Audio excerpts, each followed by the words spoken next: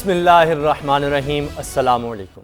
ये गाजी ये तेरे पुरिसरार बंदे जिन्हें तूने बख्शा है ज़ौक़े खुदाई। दोनी मिन की ठोकर से सहरा और दरिया सिमट कर पहाड़ इनकी हैबत से राई। शहादत है मतलूब मकसूद मोमिन, न माले गनीमत न किश्वर कुशाई। 6 सितंबर का दिन 1965 में अजीज भट्टी शहीद को पता था कि दुश्मन कौन है और किस सिमत है। मेजर शब्बीर शरीफ भी दुश्मन को जानते थे। इन्होंने 43 दुश्मन फौजियों को हलाक किया, 4 टैंक तबाह किए। मादरे वतन के दिफा में जमीन पर गिरने वाला एक एक कतरा लहू मुकद्दस, कट कर गिरने वाली हर लाश मुतबरक। शहदा की शहादत को सलाम। मगर अलमिया 1965 से 1971 के दरमियान ना जाने कब पैदा हो गया कि अजीज भट्टी शहीद की तरह राशिद मिन्हास को अपने दुश्मन की पहचान ना हो सकी। वजह हमारे हुक्मरान तबके की कोताह नजरी और कजरवी थी कि अपने ना रहे। ये अलमिया अभी रुका नहीं। हमारे फौजी एक ऐसी जंग लड़ रहे हैं जो सरहद पार से मुसल्लत नहीं हुई। ये दुश्मन बेसिमत भी है और अदम शनाख्त का हामिल भी। और सितम तो यह है कि हमारा दुश्मन भी अल्लाह का नाम लेवा और हम भी उसी माबूद के बंदे। ये दुश्मन कभी अपना था मगर अब नहीं रहा, बल्कि हमारे कानून और समाज से मुसल्लह बगावत पर उतर आया है। ऐसा क्यों हुआ, ये वक्त इस बहस में जाने का नहीं बल्कि इससे निमटने का है। एक गैर वाज़े महाज जंग पर हमारे जवान इस दुश्मन का मुकाबला कर रहे हैं। मसला यह है कि हमारे दरमियान रहने और बसने वाले ये लोग मैदान जंग में जाने से पहले ये किसी छापामार कार्रवाई के बाद या इसके दौरान अगर गिरफ्तार कर लिए जाएं तो इनके साथ निमटने के लिए हमारा कानून हमारा साथ नहीं देता। नतीजा लापता अफराद में इजाफे की सूरत में निकलता है। हमारे इदारे ना इनको रख सकते हैं ना पेश कर सकते हैं, और जिनके खिलाफ मुकदमा चलाया जाता है मुजरिम नाकाफी शहादतों की बिना पर अदालतों से बरी होकर फिर वही क़यामतें ढाते हैं। विफाकी काबीना ने इसके तदारुक के लिए फेयर ट्रायल के नाम से नया कानून मंजूर कर लिया है। अमेरिका और यूरोप ने दहशतगर्दी के खिलाफ जंग के बाद ऐसी नौयत के कवानीन बना रखे हैं। इन्हीं कवानीन की वजह से अमेरिका और यूरोप में बसने वाले मुसलमान फोकस किए गए और इसी वजह से वहां मुसलमानों का मनफी तासुर भी कायम हुआ। अब सवाल यह है कि हमारे यहां हमारे कानून नाफिज करने वाले इदारे किस तबके को फोकस करेंगे। जवाब साफ है, इन तमाम लोगों को जिनका दीन की तरफ झुकाव है वो शक की नजर से देखे जाएंगे। इस कानून के तहत पुलिस को किसी भी शहरी का टेलीफोन टेप करने, इसके SMS और ईमेल्स मॉनिटर करने का इख्तियार होगा और बवक्त जरूरत इसी मवासलाती मवाद को अदालतों में बतौर सबूत और शहादत पेश किया जाएगा और अदालतें ये शहादतें और सबूत कबूल करने की पाबंद भी होंगी। मसला कानून नहीं बल्कि मसला इस कानून को नाफिज करने वाली पुलिस है, जिसकी शोहरत और अमाल के बारे में तबसरा करना वक्त ज़ाया करने के मुतरादिफ है। सवाल सिर्फ इतना है कि क्या इस कानून के गलत इस्तेमाल का खदशा मौजूद नहीं? अगर है तो इसको रोका किस तरह जा सकता है? मजीद बात एक वक्फे के बाद, और वक्फे पर जाने से पहले आपकी गोशगुजार है कि महर बुखारी कलील मयाद की रुखसत पर हैं, सो इनकी गैर हाजिरी में मोहम्मद उसामा गाजी आपका मेज़बान रहेगा। एक ब्रेक के बाद मिलते हैं।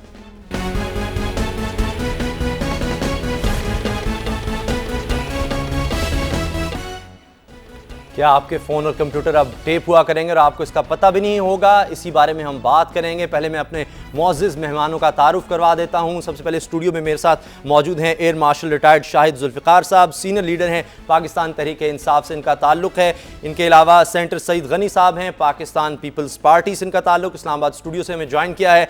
और श्री अरशद साहिबा हैं, लीडर हैं पाकिस्तान मुस्लिम लीग नून की, MNA हैं, इस्लामाबाद में मौजूद हैं। और खालिद रांझा साहब किसी तारुफ के मोहताज नहीं हैं, लॉ मिनिस्टर भी रहे हैं, लॉ एक्सपर्ट हैं और माहिर कानून है। इनसे इस हवाले से हम बात करेंगे। सबसे पहले खालिद रांझा साहब आपके पास आ जाता हूं ताकि हम सब जो हैं इस बात को समझ सकें। हमारा कानून जो है कानून शहादत, उसमें भी है कि आप इलेक्ट्रॉनिक डिवाइसेस जो हैं वो पेश कर सकते हैं सबूत के तौर पर। फिर ऐसे कानून की ज़रूरत क्यों है? कहाँ कमी है? क्यों नहीं हम दहशतगर्दों को सज़ा दिलवा सकते? फिर ऐसी ज़रूरत हमें क्यों है कि हम उनकी सर्वेलेंस करें और मुसलसल उन पर नज़र रखें और इसको एडमिसिबल एविडेंस भी हो? मेरा ख्याल है ये अगर दहशतगर्द जो है इनका मसला एक और है। पहली बात, जो एक खौफ की फ़ज़ा है पुलिस में बतौर तफ्तीशी के, वो जब तफ्तीश करते हैं तो अपना चेहरा ढांप लेते हैं कि हम नज़र न आए।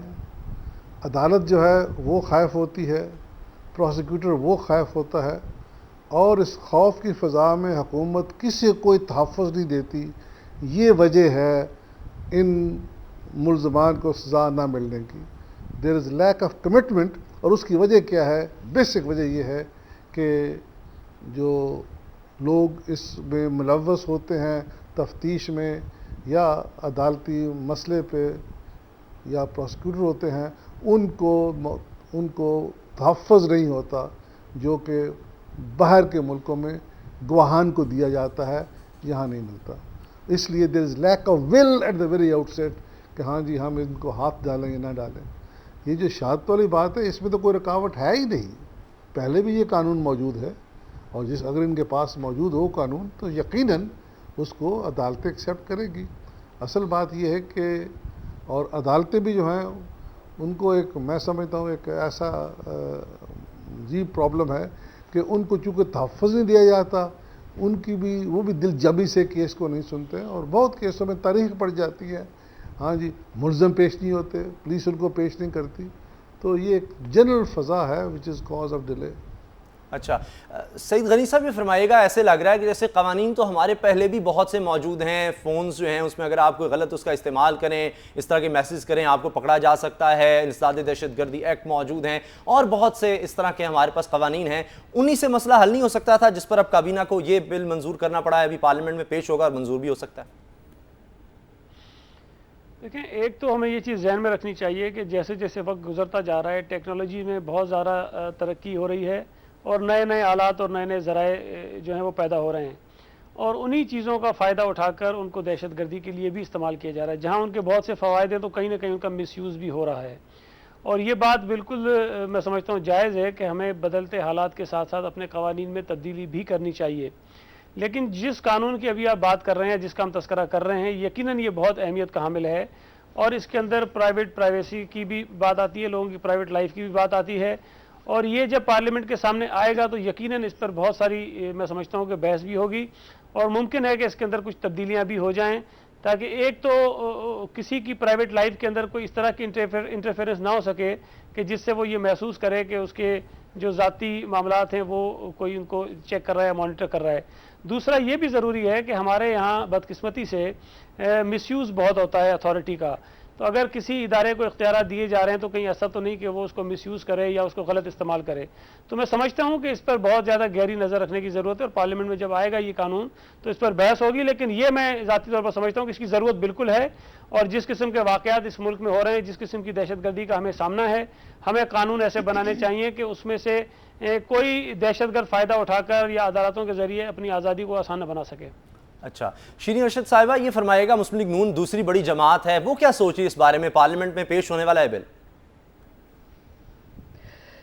थैंक यू जी। मैं एक्चुअली ये कहूँगी इसमें कोई वो नहीं है कि ऐसे क्यों हुआ, बिकॉज जो आपको दहशतगर्दी के हालात नज़र आ रहे हैं, और ये जो कानून शहादत का लॉ है, इसके सेक्शन 164 में ये है, production of this evidence to the whole I mean available and with modern devices, because आजकल जो दौर है। लेकिन मैं ये पूछना चाहूँगी गवर्नमेंट से कि इतने अरसे से ये दहशतगर्दी को हम फेस कर रहे हैं, ये सडनली अब लॉज ये बना रहे हैं, अब ये कानून सिर्फ फ़ोन से ये मसला नहीं होने चला, because they have not change the policy. Terrorism पे हमें जब ये गवर्नमेंट आई तो उस मुशर्रफ के बाद हमें पॉलिसी बदलनी चाहिए थी। जब तक इसके कोई बेसिक स्टेप्स नहीं होंगे इस चीज़ का कोई फ़ायदा नहीं होगा।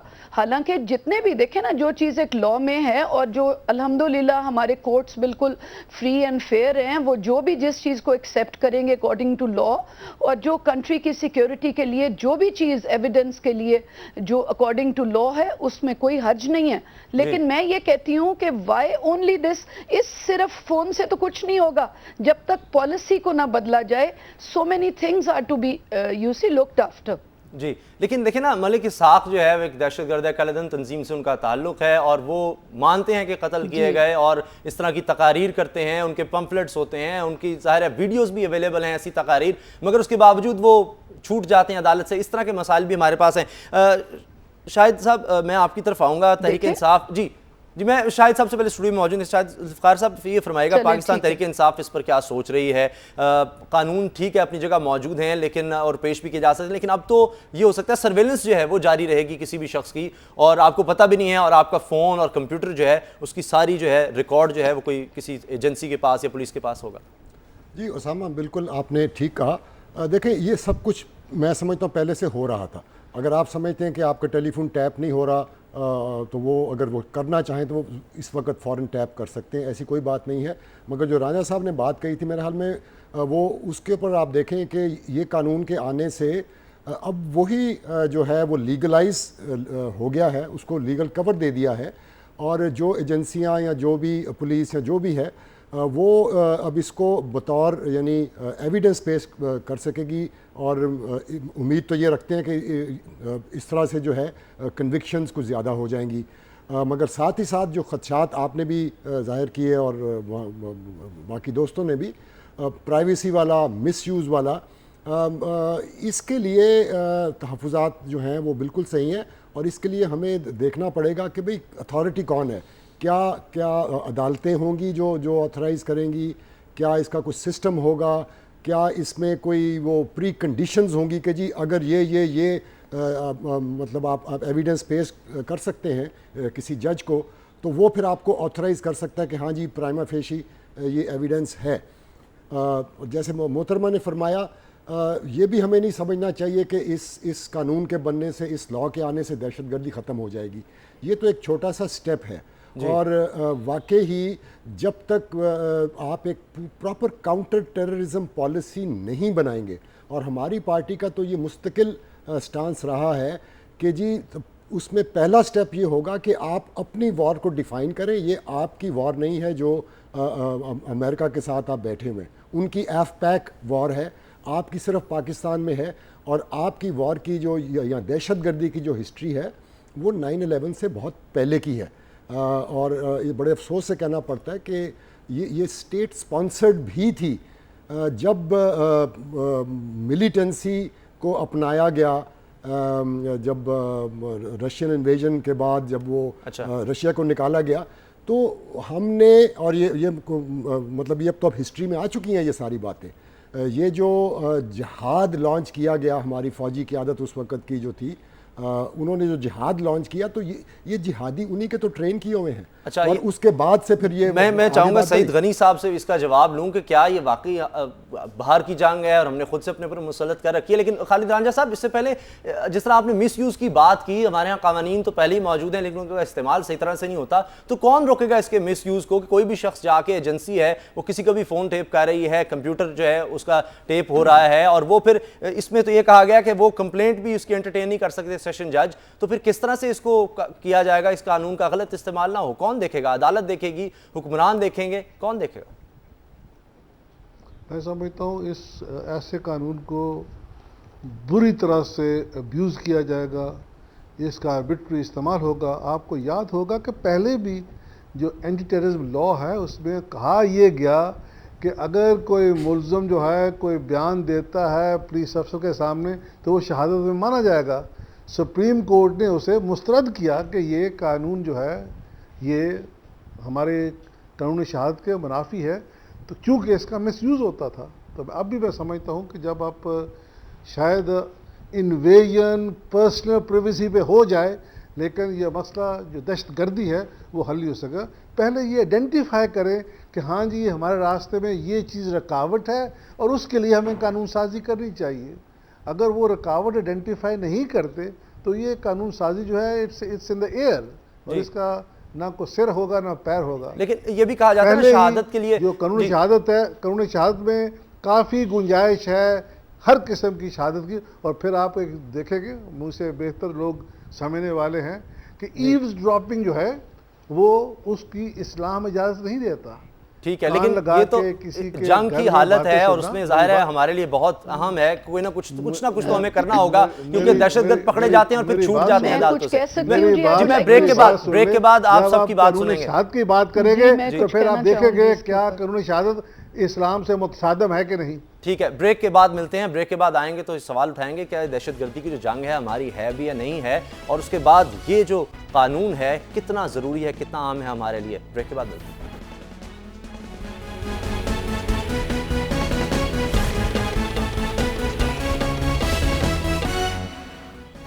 ब्रेक के बाद खुशामदीद। गैर मामूली कवानीन की हमें ज़रूरत है क्योंकि हालत जंग में हैं हम। सईद गनी साहब, अभी भी इस बात का पता नहीं चल सका जंग हमारी है या नहीं, अमेरिका की जंग हम लड़ रहे हैं और इस तरह के कवानीन की हमें ज़रूरत पड़ी है जिस तरह की अमेरिका बना रहा है, ऐसा है? अभी भी ऐसा सोचा जा रहा है? मौलाना फजलुर रहमान कल ही कहते हैं कि ये तो जो मिलिटेंसी है ये एजेंसीज की तरफ से होती है। फजलुर रहमान साहब कहते हैं शुमाली वज़ीरिस्तान में ऑपरेशन के भी हामी नहीं है।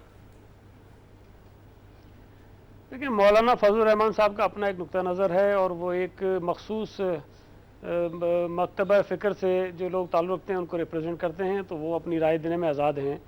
लेकिन अगर 40,000 लोग आपके मुल्क में जाँ बहक हो जाएं, जिसमें सिविलियंस भी हों, आपकी फ़ौज के जवान भी हों, और उसके बाद भी हम ये कहें कि जंग हमारी नहीं है, तो मैं समझता हूँ कि अब फिर कौन सी जंग हमारी होगी जिसमें हम ये कह सकेंगे कि मारने वाले जो हैं वो हमारे लोग हैं या किसी और के हैं। देखिए, बुनियादी तौर पर इस बात में तो कोई किसी को शक नहीं होना चाहिए कि हम दहशतगर्दी के निशाने पर हैं। अब उसके असबाब क्या हैं, अगर इस बहस में हम जाएंगे तो कहीं और निकल जाएंगे। लेकिन ये जो कानून बनाया जा रहा है, यकीनन इसमें खालिद रांझा साहब की जो तशवीश है वो भी वज़न रखती है, लेकिन हम अपनी जो लोगों की कुछ रिजर्वेशंस हैं उसकी बुनियाद पर कवानीन में तरमीम को हम शायद नहीं रोक सकते, हमें करनी चाहिए।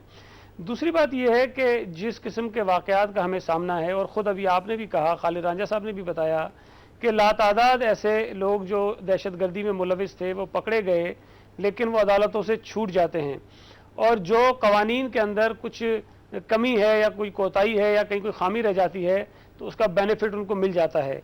तो मैं समझता हूँ कि ये वक्त की ज़रूरत है कि कवानीन के अंदर तरमीम होनी चाहिए, लेकिन मैं खुद इस बात का हामी हूँ कि हमें इस कानून में ख़ास तौर पर बहुत गहरी नज़र रखनी चाहिए कि इसके अंदर कोई ऐसी चीज़ ना हो, कोई ऐसे जो खदशात हैं लोगों के उनको कम से कम किया जा सके जिसमें लोगों की प्राइवेट लाइफ डिस्टर्ब होती हो या लोगों के जी, मैं इस पे कुछ कहना चाहूँगी। जी साहिबा फरमाइएगा। जी थैंक यू। मैं इस पे भाई कहना चाहूँगी कि इस कानून के पीछे देखें, जो एक कोर्ट कानून पास कर देती है, चलें जी कॉन्स्टिट्यूशन में जो है अकॉर्डिंग टू इट असेंबली में भी बहस हो जाएगी, लेकिन इसका मिसयूज और मोटिव वो कैसे होगा। उसके बाद आप देखें टेलीफोन कंपनियां इन्वॉल्व होंगी, उसके बाद ऊपर एक मिनिस्ट्री है, और अल्हम्दुलिल्लाह जो आज की गवर्नमेंट है और मिनिस्ट्रियों का जो आलम है, आप आज अभी अभी की स्टोरी देख लें कि लाइफ स्टॉक और एग्रीकल्चर मिनिस्ट्री ने कैरेटिन सर्टिफिकेट दे दिया 22,000 उन शीप्स को जिनको ये स्केपी माउथ बीमारी है, और 4 मुल्कों ने वो एक्सेप्ट करने से भेड़ों को इनकार कर दिया। मुझे ये बताएं, जो लाइफ जिन पूरे लोगों की एट स्टेक है, क्योंकि बकरा ईद आ रही है, डेफिनेटली किसी बड़े आदमी ने इसमें कोई कमीशन खाया, किसी कंपनी को वो दे दिया है, तो मुझे ये बताएं ना इसमें क्या होगा। एक डीसीओ को फोन आ जाएगा, कोई बंदा पकड़ा जाएगा, उसके बाद शरीफ आदमी उनके फोन टेप होंगे और उनको गलत इस्तेमाल किया जाएगा। दहशतगर्द और शरीफ आदमी में मेरी बात सुने, I am very sorry to say कि आज की हुकूमत में बहुत कम फर्क छोड़ दिया है, और अच्छे भले लोग जो शरीफ लोग हैं वो मुंह छुपाते फिर रहे हैं। और आजकल तो आपने देखा है कि क्राइटेरिया क्या है, जिसके ऊपर 10 केसेस हैं वो इंपॉर्टेंट आदमी बन जाता है, वो हाई पोजीशंस पे आ जाता है।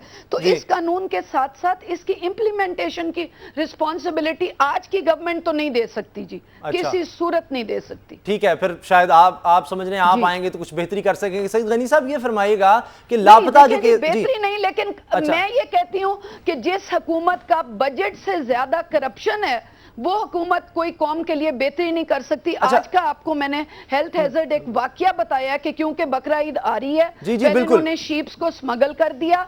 सही, आपका ख्याल है कि नाअहली है मिनिस्ट्रीज की, वो किस तरह इस कानून को इंप्लीमेंट करवाएंगे? ये बताइए सईद गनी साहब, लापता अफराद का जो मामला है आपका ख्याल है वो हल हो सकेगा? अभी जो एजेंसियां हैं उन पर इल्जाम लगता है शायद इसलिए वो पेश नहीं कर सकती। नहीं हुआ, 5 साल हो गए।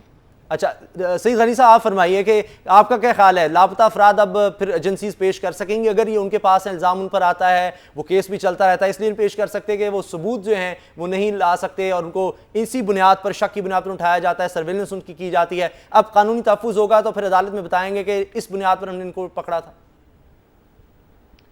उसामा, देखें, जो लोग उठाकर गायब कर दिए जाते हैं, चाहे वो किसी के पास भी हों, मैं समझता हूँ कि कानून ना होने की वजह उसको जस्टिफाई नहीं कर सकते आप। कानून अगर है या नहीं है, लेकिन लोगों को उठाकर गायब करने की जस्टिफिकेशन कोई किसी के पास नहीं बनती है।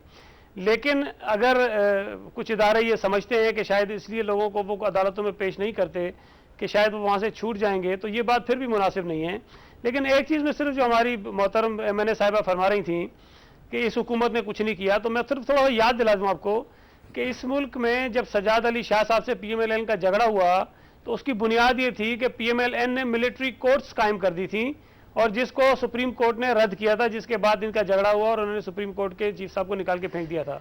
एक तो जी जब कोई इनसे इनकी परफॉर्मेंस की बात करो ये हिस्ट्री लेके बैठ जाते हैं। अदालतें लगाई हों और लोगों के बुनियादी हुकूक सल्ब किए हों, हमने अल्लाह का शुक्र है कि फौजी अदालतें नहीं लगाई। हमने इस मुल्क में अगर कोई कानून लाने की कोशिश भी की है तो वो पार्लियामेंट में जाएगा और उस पर बात होगी। आपने इकोनॉमिक मुल्क को कहां पहुंचाया, मुल्क का क्या हाल किया। सईद गनी साहब को सुन लेना चाहिए क्योंकि वो भी तहम्मुल से सुनते रहे। जी सईद साहब। जी मैंने वो इस तरह याद दहानी कराई है कि जो हम पर बात कही जा रही है, हमारा माशाल्लाह जो भी रिकॉर्ड है वो इनकी हुकूमतों से बहुत बेहतर है। मेरी बातों का जवाब दें, आज इतना बड़ा स्कैम मैंने आपको बताया, फैसलों को तस्लीम किया, अदालतों पर हमले नहीं किए हैं। अच्छा, हमने जजों के अंदर ग्रुप्स नहीं बनवाए, हमने चीफ जस्टिस को उठा के बाहर नहीं फेंका, हमारे प्राइम मिनिस्टर को बाहर उठा के फेंक दिया गया, हमने उस पर भी अदालत पर हमला नहीं किया। तो हमारा किरदार ये है कि अदालतों का हम एहतराम करते हैं, बावजूद इसके कि फैसले उनके हम समझते हैं कि गलत हो रहे हैं, हमारे खिलाफ हो रहे हैं, हमारे साथ ज्यादती हो रही है, लेकिन बहरहाल हम उनको तस्लीम कर रहे हैं। जहां तक बात है जो आपके मिसिंग पर्सन्स की बात कर रहे हैं, ये बहुत अहम इशू है। मैं फिर दोबारा दोहरा देता हूं कि इन लोगों को गायब करने की जस्टिफिकेशन उसामा फिर भी नहीं बनती है। लेकिन फिर कानूनी तहफ़्फ़ुज़ मिल जाएगा ना। आप देखिए कोई भी जाएगा, पुलिस जाएगी, कहेगी कि देखिए ये फोन कॉल पर ये बात कर रहे थे अदालत और कंप्यूटर के थ्रू या पंफलेट्स के थ्रू ये इस तरह के बांट रहे थे, हिट मटेरियल था, लिहाजा हमें इजाजत दी जाए, इनको हम पकड़ें, तो फिर तो इनको लीगल कवर मिल जाएगा, लापता होने की जरूरत नहीं पड़ेगी।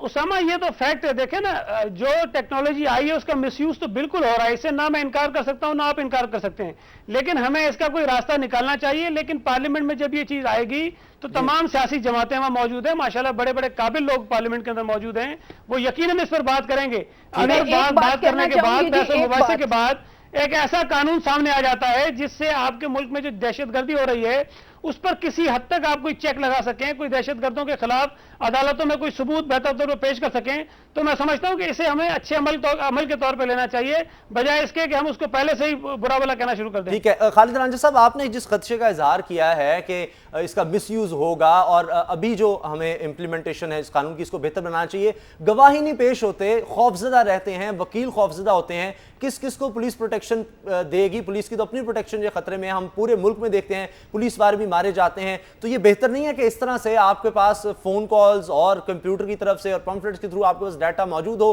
कि देखें ये शख्स जो है ये काम करता रहा है, इसके ये इरादे हैं, लिहाजा इसको सजा दी जाए?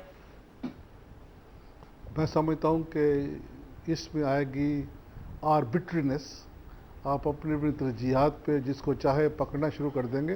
पहले तो मैं कह रहा हूँ पार्लियामान के सामने ये बताए इंतज़ामिया कि हमें कौन से कानून हैं जो हमारे रास्ते में हायल है और हम अमल दरामद नहीं कर पा रहे। असल बात तो इम्प्लीमेंटेशन की है। मैं कहता हूँ दो खामी है, एक तो there is no will to implement, पहली बात तो ये है, और दूसरी बात यह है कि हम तहफ़्फ़ुज़ नहीं दे पा रहे ना अदालत को, ना गवाह को, ना प्रोसिक्यूटर को, तो फिर कैसे अमल दरामद? आपने फ़ोन कॉल पिक कर भी ली, असल बात तो ये है कि how would you implement it, और कौन सा कानून है जो इस वक्त आपके रास्ते में हायल? कानून ये तो जैसे रोज कहते जी हम तो पकड़ते हैं अदालतें छोड़ देती है। मैं इसमें कुछ ऐड करना चाहूंगी जी शीरी साहब फरमाइए। जी एक्चुअली बात यह है जी, बदकिस्मती है कि गवर्नमेंट का इस वक्त सारा मोटिव है सियासी क्रेडिट लेना। अब आप देखें कि दुबई में जो ऑब्जेक्शनेबल वेबसाइट्स हैं वो बैन है। फ्लोर ऑफ द हाउस मैंने और कई मेंबर्स ने कई दफ़ा आईटी मिनिस्टर को ये कहा कि हमारा भी मुस्लिम मुल्क है और हम इसे फॉर सम टाइम बैन कर दें। आखिर उनकी बैन है, वो इतनी सक्सेसफुल उनका मुल्क है, वो इकोनॉमिकली भी हमसे बहुत बेहतर है, हर चीज़ उनकी हमसे बेहतर है, लेकिन ये ऐसे स्टेप्स नहीं लेते। मैं ये समझती हूँ कि कंप्यूटर्स और टेक्नोलॉजीज उस वक्त तक फ़ायदा नहीं दे सकती जब तक इसमें ह्यूमन हैंड्स इन्वॉल्व होना छोड़ दें। और यहाँ पे काम ये है कि हुकूमत हर चीज़ में इन्होंने कोई ना कोई चक्करबाजी का सिलसिला निकाला हुआ है। आज एहतसाब बिल है, इतना कमज़ोर और लागर, ये कोशिश में है कि उसको बनाएं। देखें ना ऐसे लॉज कानून, इनका क्या फ़ायदा? यानी जिनका एहतसाब के कोई लिए अवाम को कमजोर, फायदा ना हो। एहतसाब के लिए कमजोर कानून, और जहां पर आम लोगों की बात हो या फोन कॉल और कंप्यूटर जो है हर कोई यूज करता है, वहां सख्त कानून आ रहे हैं। इसी बारे में हम गुफ्तगू जारी रखेंगे। और खासतौर पर इमरान खान साहब जो है उन्होंने अमन मार्च का ऐलान किया 6 अक्टूबर को, कह रहे हैं कि वो वज़ीरिस्तान लेकर जाएंगे 1 लाख लोगों को। क्या उन दहशत गर्दी से निपटने का उनका ये लाहेमल है? इसी बारे में जवाब लेंगे इस ब्रेक के बाद।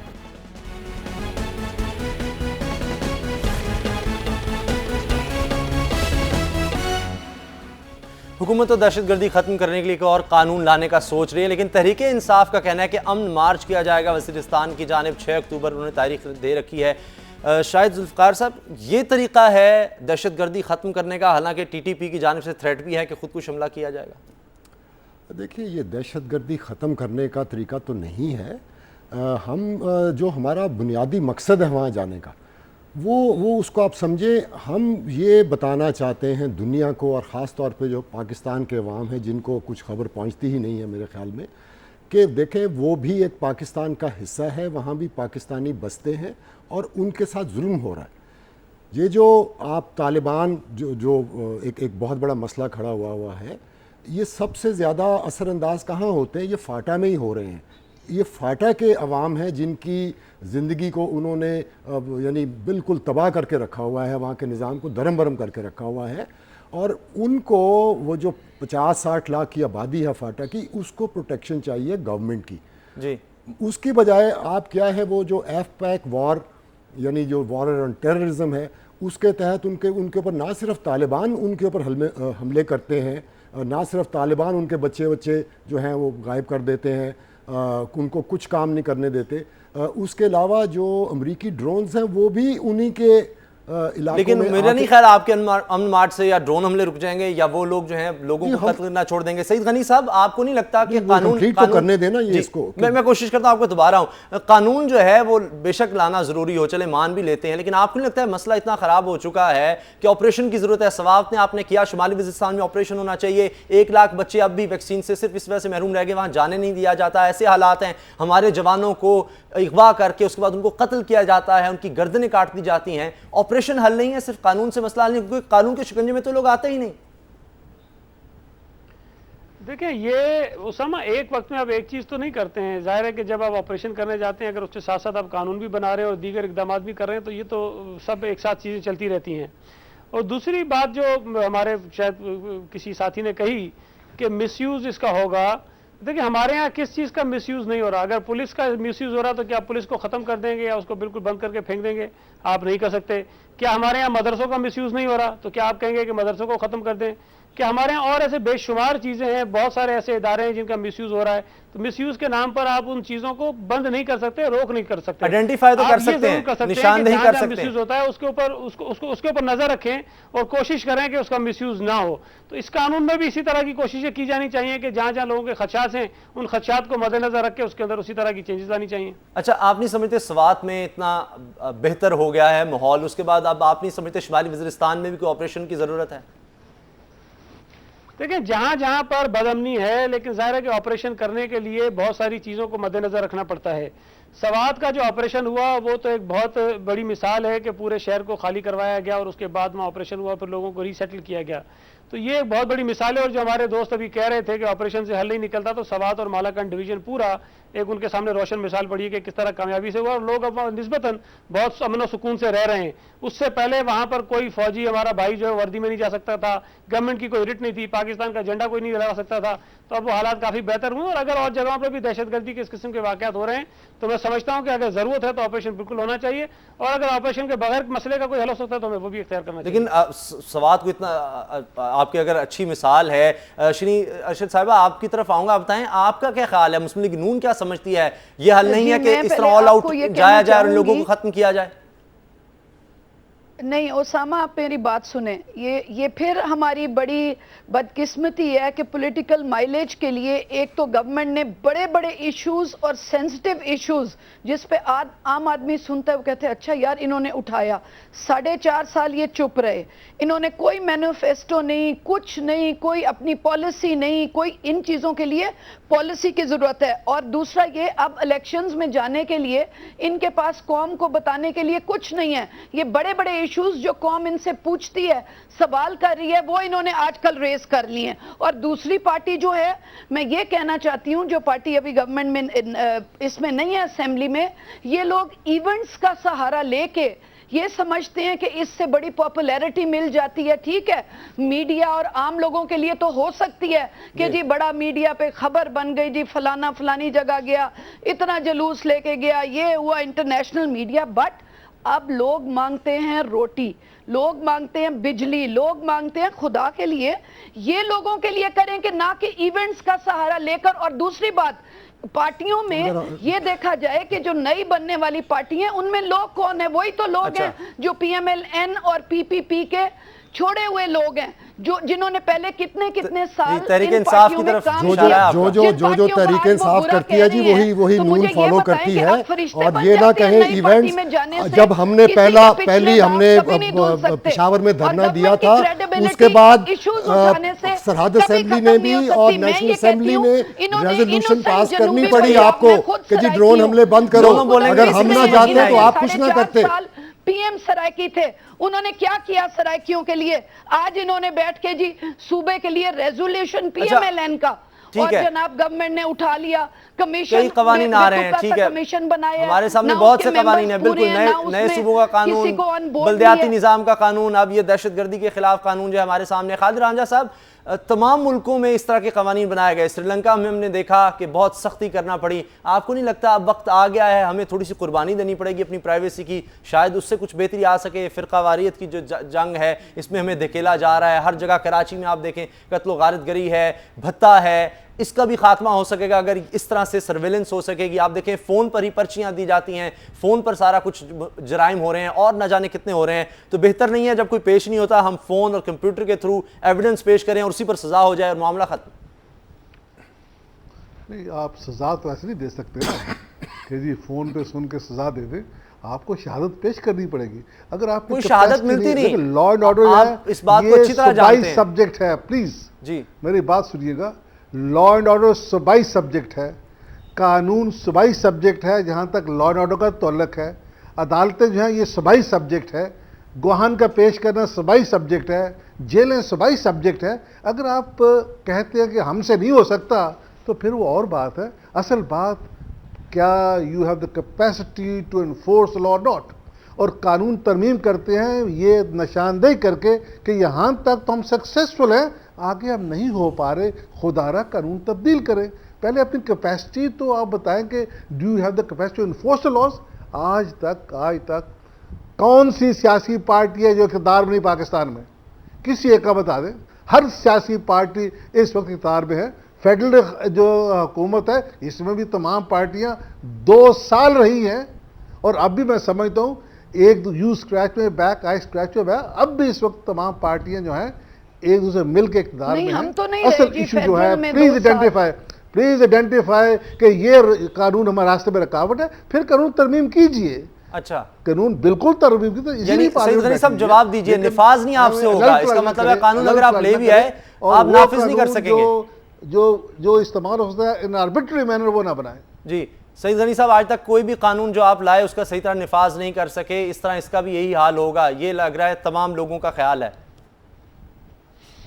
उसामा, इस खौफ से कि अगर पहले हमने कोई चीज की और उस पर इम्प्लीमेंटेशन नहीं हो सका, हम कोई नया काम ही ना करें, ये तो एक अजीब सी मंतक है ना। अगर पहले किसी चीज पर हम सही काम नहीं कर सके तो इस घर से आगे अच्छी चीजें करना छोड़ नहीं सकते हैं। बहरहाल वो तो आप लोगों को इलेक्शन में बताइएगा, अगर लोग समझेंगे हमने कुछ नहीं किया तो आपको वोट दे देंगे, अगर आपको नहीं देंगे तो फिर आप सोचिएगा। अच्छा मैडम, हमने आपसे सर्टिफिकेट थोड़ी मांगा है कि आप बताइए हमने क्या किया है, आप छोड़ दीजिए लोगों पर। ये हमने जो किया लोगों को बताइए कि हमने कुछ नहीं किया, आप अपनी कारकर्दगी बताइए। इसका फैसला खुदा के लिए लोगों को करने दीजिए, आप अपना फैसले हम पे मुसल्लत ना करें। आपने जो लोगों के लिए उधर शहद की नहरें बहा दी हैं, दूध की नदियां बहा दी हैं, आप जाएं लोगों को बताइए, लोग आपको वोट करेंगे। लेकिन इसमें मैं समझता हूं कि हर चीज में आपको क्लियर होना चाहिए। पीएमएलएन के हमारे दोस्त कंफ्यूजन का शिकार हैं। अभी मोहतरमा खुद बता रही थी कि हमने करारदाद पास की, हमने कहा बावलपुर बनाओ, हमने कहा जनूबी सूबा बनाओ। अगर आपके कहने पर हमने कमीशन बना दिया, आपके कहने पर बावलपुर सूबे को करने की बात कर ली, तो आपको तो हमारे पीछे आना चाहिए।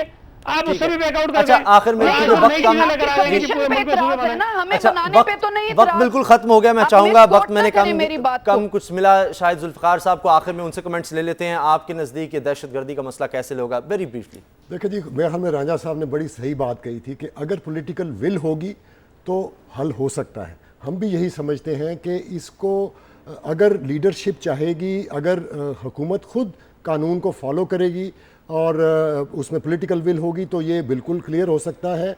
इसको जो इसके डायमेंशंस हैं, जो मसाइल हैं, इसको सिर्फ मिलिट्री की निगाह से आप ना देखें, जैसे अभी फरमा रहे थे कि जी ऑपरेशन करना चाहिए। ऑपरेशन आप कर चुके हैं साउथ वजीरिस्तान में भी, मसला हल नहीं हुआ, दहशतगर्दी अभी भी है, आप और जगहों पर भी कर चुके हैं। इसके साथ साथ पॉलिटिकल और दूसरे भी अमल चाहिए।